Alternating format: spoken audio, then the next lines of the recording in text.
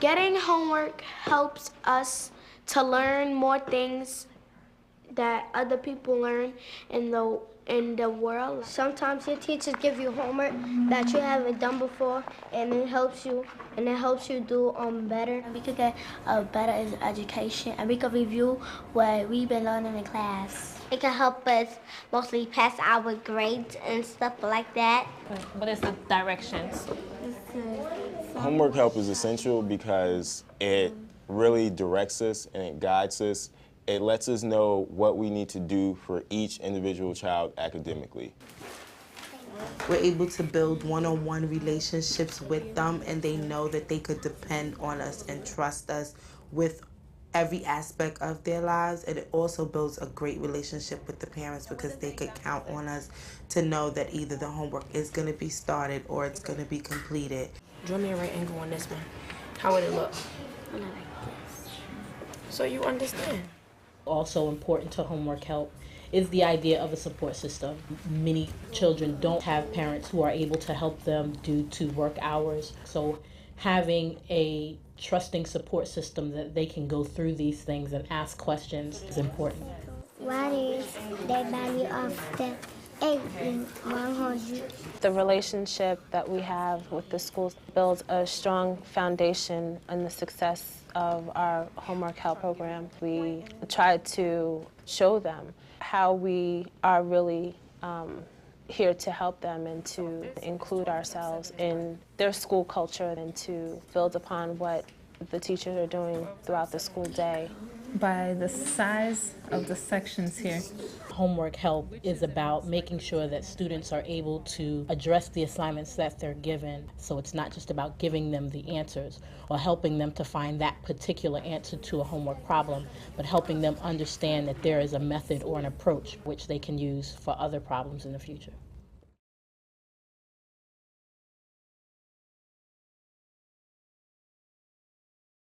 I have some problems with my homework.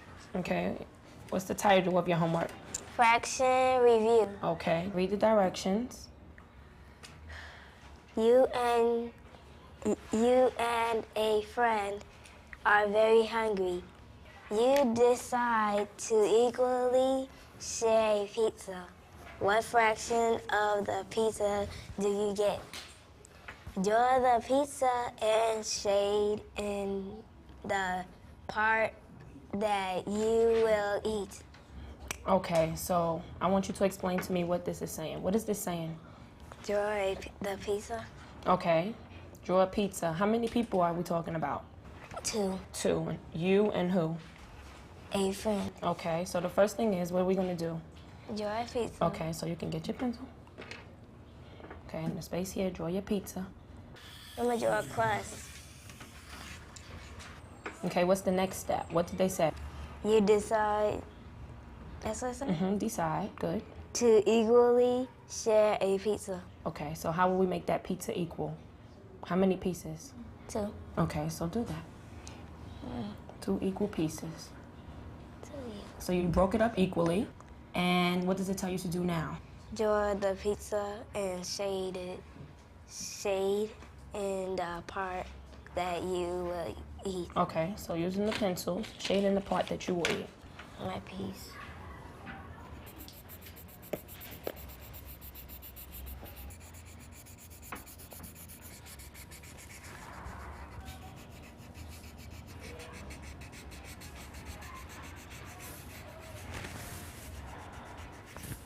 Okay, good.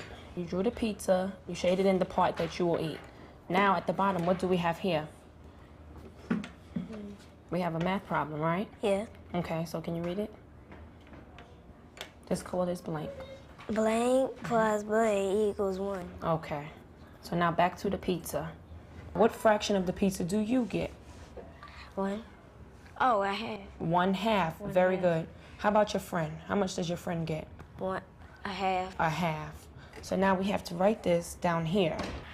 Or a plus. What would we put? 1. 1 what?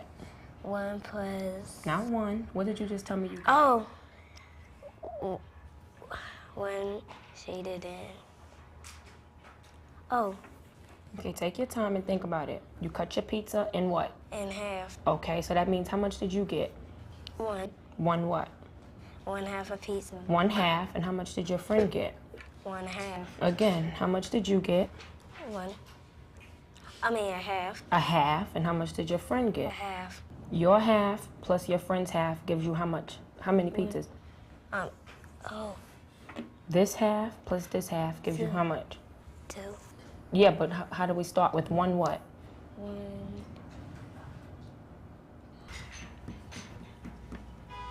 How many pizzas?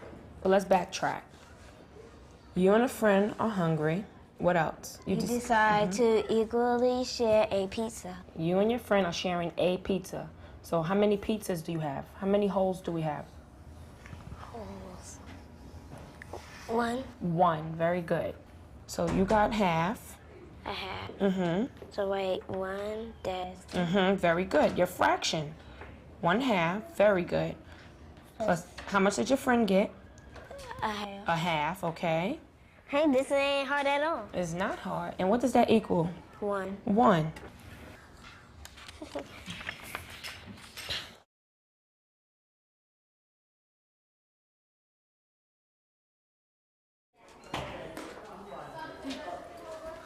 Okay, Vincent, how are you? Line up.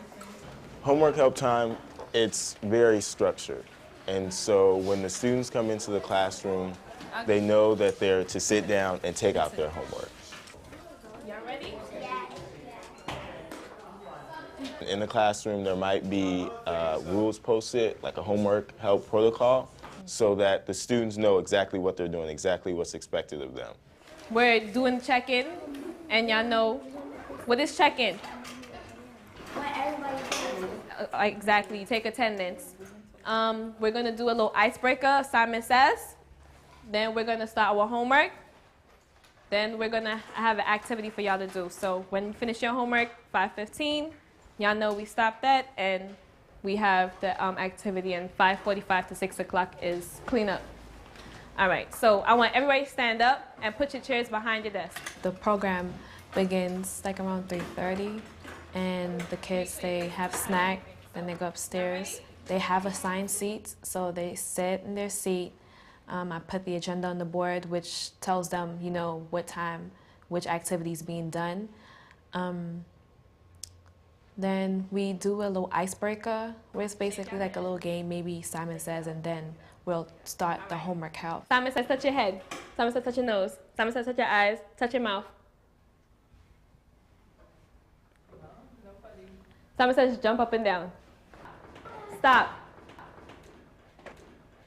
Sit. Kieran, you sit. Asia, sit. No. All right. Y'all ready to start your homework now? Well, all right. Just one more round, and that's it. If they're having a bad day, sometimes they just need a little time out or a breathe for themselves. So you can't really, I'm not gonna say, do this when, okay, you take 5 minutes and then you'll start on your homework. Simon says sit in your seat. Simon says sit in your seats. All day long, somebody's telling them what they have to do. And then when they get home, a lot of them are being told what to do. And sometimes they want a chance to do what they want to do. Simon says to take your homework out. The children are tired because they have been writing and reading and doing work all day. They've come from an 8-hour school day. What would the answer be here? We talk about making the transition from one activity to homework help, in that it's not just telling students to take out their homework, but it's getting students to identify and collect all of the assignments that they have to complete for the day. Prioritizing that work and determining what's going to be hardest and what's going to be easiest, and then making choices about what they will elect to work on during the homework help time.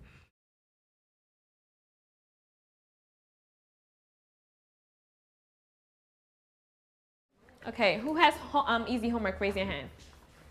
Who has hard homework? Raise your hand. So which one do you think we should do first? Stefan? The hard homework. Why? Because when you finish the hard homework and groundworks, when you go home, you can do the easy homework. Exactly. Okay, so what do you think we should do now? Go ahead, Michelle. Right now, I think we should do hard homework because it's better to do the homework first because the easy homework you already know, like this. Okay. I try to have them do things that they need help with because there are instances where parents don't understand, and so they look to the team leaders for that help. Can you check the spelling of this one? If there's more than one team leader, what we tend to do is we divvy up the children, so you get half, I get half, and it makes it easier to facilitate. Kelly, you do number 3, and Vincent, you do number 7 on your own. And when you're finished, I'm gonna come back and see if it's okay. You don't understand this one? You have 2 and sometimes 3 staff members to about 20 students, and students are grouped by grade. You know that has to be 2, right? One of the strategies we sometimes use to organize the classroom is to have some students work on their hardest homework and some students start on the homework that's fairly easy to them. And the reason is because the team leaders are able to effectively help the students with the hardest homework and then move on. May you please help me with this question right here? Can you tell me what the sentence says? The rain continued to beat against the little cabin. And what is the direction telling you to do? And the direction is circle the correct meaning for each underlined word. The word is beat, right? What do you think the definition is? To strike over and over or to mix? I think it is strike over and over. Okay. Anybody else need help? Another thing that we do is have the children raise their hand when they may need help, and children need acknowledgement. So if I see somebody's hand up, I'll say, I see you, I'm coming, I'll call out the name, and I go in the order that I said the names, and they appreciate that. And when they know I'm coming, they generally move on to what they don't need help with, and when I come to them, we revisit the problem at hand. So if you look at your chart right here, 180 degrees is about how much of a turn? 1/2. Half a turn. My students, they want to finish their homework during homework time. And sometimes it disturbs them or makes them upset when that 45-minute block is up and homework time is up. So that's getting them to come to terms with, you didn't finish all your homework, you'll have to do some at home, that's a big challenge for me. One of the things that we have to emphasize with parents is that we offer homework help, not homework completion. Sometimes we just don't have the time necessary that it would take to finish homework. So we counter that desire for parents by emphasizing the routines. While we may not complete homework with every student, we're empowering students with the tools they'll need to complete the homework for themselves. If a student comes to me and tells me that he doesn't have homework, I usually have an activity worksheet where it may be a puzzle or math problems that they can do while the other students are doing their homework so they don't distract other students. Grace, where's your homework? At the end of the homework help time, we make sure that at least one of the STLs has checked up on the homework that each student has been working on. And so we keep a record of if they completed their homework, and it's a good chance to keep in touch with the parents to make sure that they're getting everything done that they need to. This looks great.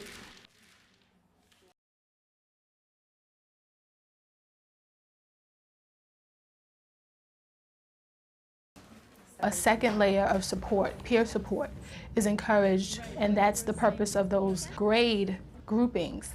And that allows students to work together and actually support each other. The structure that I use for homework help is maybe clustering students who are in the same class, maybe seating them together in groups of 4. And the reason I do this is because they can generally help one another. There are sometimes when I have students who are not in the same class who may be on a faster pace, and they can offer assistance to students who may not be understanding or may be having difficulty in homework. What do you think it is? Should be octagon. Hold on 1 minute.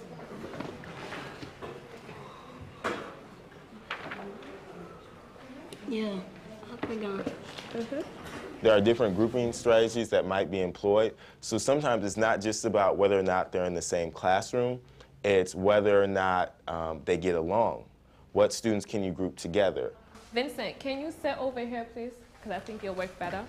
Thank you. In some cases, you may bring a stronger student who has completed their homework to help someone else with their homework. And in some cases, I've even brought older children to help the younger children to complete homework if, you know, they've completed their homework or they don't have homework at all. What comes before the pentagon? The rhombus.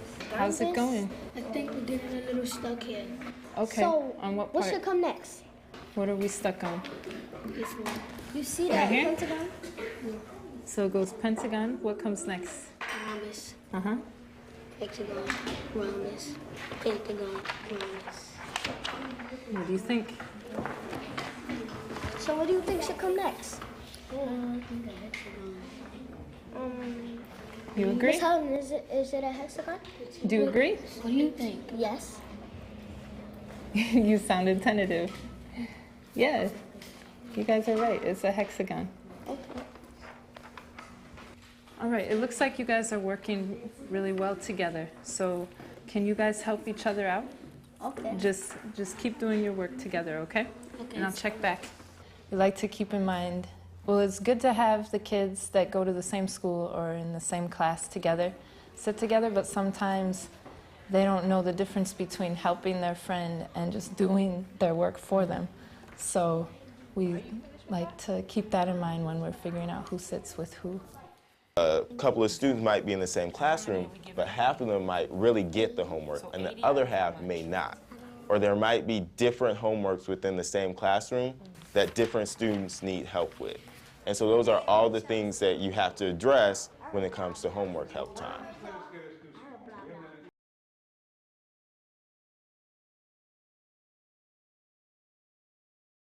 One thing that comes up often during homework help is that the students just won't want to do homework. When I'm not in the mood to do my homework, I lay down. But then when I want to do it later, I do it. I put my head down and try to take a nap, and when I feel better, I go up and try to do it. When I'm not in the mood, I tell my teachers I don't got no homework. I told my STLs that my teacher wasn't here and I didn't have any homework and I had a substitute. Well, when I'm not in the mood to do homework, I show my STLs my own homework that I did the day before. I just think about the next day that my teacher gonna ask me with my homework, so I just do my homework. One of the major tenets that we put forth with staff is about communication and how to communicate with students. 7 divided by 7 is 1. Understanding one's communication style, not just your own personal communication style, but also the communication style of your students. Well, I know that your drawing is very important to you, Imani, but homework is the most important thing you should be doing right now. So what do you suggest we do? We can draw. It's very important to have good communication skills so that if a behavioral problem should occur, that you're able to offer the child an alternative plan on how to deal with their feelings. Why don't you do your homework? It's boring and pointless. One of the things we learned was how to communicate with children without shutting them down. We don't make it seem like what they're feeling is not important. So you address what they've said, what their concern is, make sure that they understand that you understand what they're saying, and then you come up with a solution with them. So what do you suggest we do now? I can go over to one of my friends in my class and ask if I can copy the questions down. Well, I think that'd be a great idea. So how about you go over to Taru and ask him for the homework? Okay. Thank you.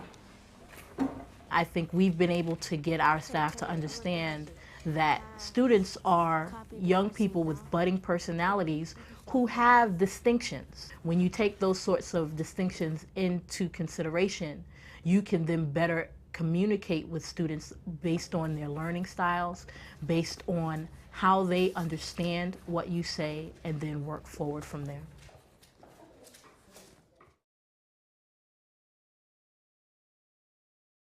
Sometimes you realize that there's a group of students that are going to have difficulty with the same homework. Does anyone know why I pulled you out of your classroom today? And when you realize that, you look at what concept is being presented in that homework. Do they understand what that concept is? Sometimes they don't. So you pull that group of students out into a smaller group and then maybe do a mini lesson. The other day, I noticed that you guys had an assignment dealing with Venn diagrams. And I also noticed that people had a lot of difficulty with completing the homework, all right? Who remembers that assignment? Okay. So today, I'm gonna explain Venn diagrams a little bit more so that you guys can really understand how to do them. So can you take out your homework? What was a little confusing about working with the Venn diagram? What goes on the middle? Anything else? What goes at the side? And what goes on the side? Okay. So today we're going to go over that so that we really understand what goes in the middle and what goes on the side. Who knows what we use Venn diagrams for normally? Comparing and contrasting. Comparing and contrasting. All right. Sometimes you have to abandon maybe the homework itself and go straight to the concept. You have to repackage what's in that homework. So before we even get into the homework, I have 2 books here. All right. 2 books. I want you to look at them. And then we're going to complete a Venn diagram to talk about those 2 books. All right. So I need to draw what? What do I need to draw up here? Kyrie? 2 circles. 2 circles. Put together. How? Put together. All right. Now, they will not be perfect. That's okay. All right, what are the 2 things that we're comparing right there, Jay? The cat in the hat and fox and socks. Now, we're not going to read these, we're just going to look at them. What makes them the same? What's something that they have in common? Shakina? They have the same author. The same author. So in this Venn diagram, I'm going to put that in the middle. The books have the same author. All right. Now, what makes them different? One is a cat and one is a fox. Which one has a cat on the cover? Shakina? The cat in the hat. The cat in the hat. So I'm going to put has a cat on the cover. What's something else that makes them similar? They both rhyme. They both rhyme. Woo, that's high. I didn't even think about that one. That's good. So we'll stop right there just with this example. So this is a Venn diagram. So let's remember all of that. Turn back to the first page of the homework. Now just to recap, what goes in the middle of a Venn diagram? Russell. Something that's the same. The things that make the 2 things the same. And what goes on the outside? Something that's different. The things that make them different, all right? Now I'm gonna see how far you can go on your own. Does that make sense? Yeah. Okay. And it's not just that they're getting help with that particular worksheet or that particular assignment, but they're getting help with that specific concept. And once the student has that concept, then they can move on. That's what homework help is about. It's about empowering them so that they can continue that homework later on without our assistance. Sometimes when you need help with your homework, the homework helpers, they help you with your homework so you can understand it more if you don't understand it or anything. But they wouldn't tell me the answer, but they would give me something that would help me find out the answer to it. Sometimes we have trouble spelling words and stuff and reading the hard words. They can give us their strategies so we can learn it more.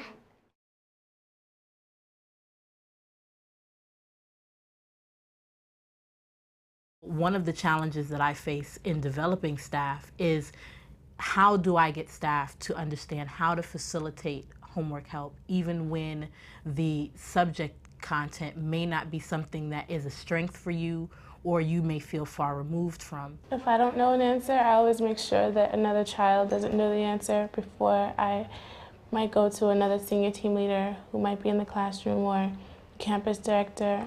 what are key questions that I can help staff understand that they can ask despite that distance from the content material? And how do I be consistent in providing training and follow-up to make sure that the quality that staff provide in homework help is adequate to the quality we would like?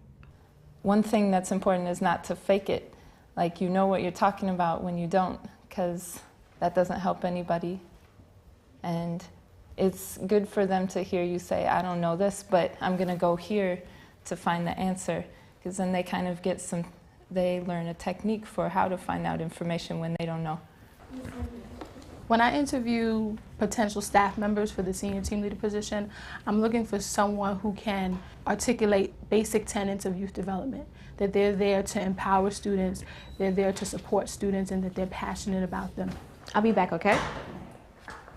One key thing with our staffing we also have to keep in mind is that a lot of them are balancing school, work, and family obligations. So I think it's key for us to support them as much as we can by staff training. But at the same time, I also meet with my staff one-on-one and just, you know, talking to them and finding out what's going on, what is it all about, what's happening today. Fine, that's okay. Sometimes they're having difficulties with particular students and they come to me and they want to know what could be done to change the situation. I try to give them advice and support them as much as possible. I talk to my campus director all the time. There are times where there's more than one team leader in the room and I'm able to step out and speak to him one-on-one. She had a problem where she had to divide a pizza into half. And she got that, but when it came to putting those halves to equal in one whole, she kind of struggled with that. Okay. Not only do I get to know my students, I really get to know my staff. And I'm able to see not just what they're doing right, but what they need help in. And I'm also able to model a way to do it. When you were working with her, did you use any type of manipulatives? Did you make a pizza and maybe cut it up? No, she drew it. And the only actual physical thing that she used was she shaded in the pizza, her piece, with the color of her choice. What I would suggest doing, not just for her, but for some of the other students that might be having difficulty understanding the whole, is getting some shapes, some rather large shapes like squares, rectangles, circles, and cutting them into pieces and having them use those when they're doing the math homework to figure out the fraction. I think it's very important to think about what I'm seeing when I'm in those classrooms, when I'm interacting with my students and with my staff, and assess the quality of it. And how can I turn what I'm seeing and what I'm not seeing into a site-specific training at our meeting? All right, so the next item on our agenda is homework routine posters. At the weekly staff meetings, we are able to express our feelings as far as things that are happening in the classroom.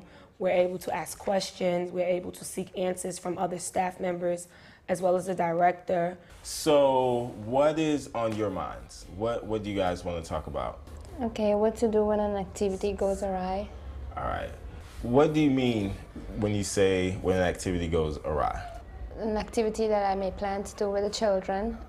They're not taking instruction, they're not following the instructions, and everybody's just scattered, loud noises, there's nothing going on. Do you guys have any suggestions before I start talking? What do you do when an activity goes awry? What I do is, my kids respond to it because we've been doing it for so long. It's like, I'll choose a number, like 10, and I'll either count down, and by the time I get to 1, because it's like a game for them, they know that they need to be in their seats, and it should be quiet. And once it's quiet, then we discuss the issues at hand, and once they understand what's expected of them, we move on. Okay. Let's say you do decide to count. While you're counting, you're deconstructing what just happened. So like, what went wrong, what went right, if anything. And so you ask yourself in that short period of time, were my directions clear? Did I clearly communicate my expectations? Did I give my students the materials that they needed to do what I was asking them to do? One of the things I do when things are not going as planned is have my students sit down on the rug, and it's like a debriefing period where we talk about what just went wrong and what we can do to avoid the behavior or behaviors from occurring again. Yeah, it's really good to get an opinion from your students because they're really in the best position to tell you what went wrong. And sometimes you might find out that it has nothing to do with you. Maybe they didn't have gym that day. Maybe some people got into a fight before or after school. And so those are all things that might come up during that time. Every month, the staff gets an evaluation from the campus director. It's basically telling us strategies of what we can do to improve our classroom management. In the evaluation, she also points out our strengths.